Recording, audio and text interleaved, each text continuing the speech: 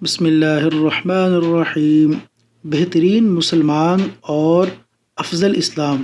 نبی کریم صلی اللہ علیہ وسلم نے فرمایا، مسلمان وہ ہے جس کی زبان اور ہاتھ سے مسلمان محفوظ رہیں، اور مہاجر وہ ہے جو ان کاموں کو چھوڑ دے جن سے اللہ نے منع فرمایا۔ صحیح بخاری۔ حدیث نمبر 2۔ حضرت ابو موسیٰ رضی اللہ عنہ کہتے ہیں کہ لوگوں نے پوچھا، یا رسول اللہ، کون سا اسلام افضل ہے؟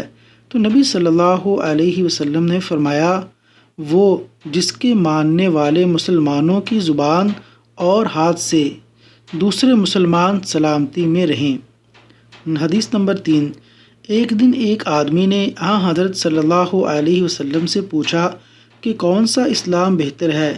فرمایا کہ تم کھانا کھلاؤ، اور جس کو پہچانو اس کو بھی، اور جس کو نہ پہچانو اس کو بھی، الغرض سب کو سلام کرو۔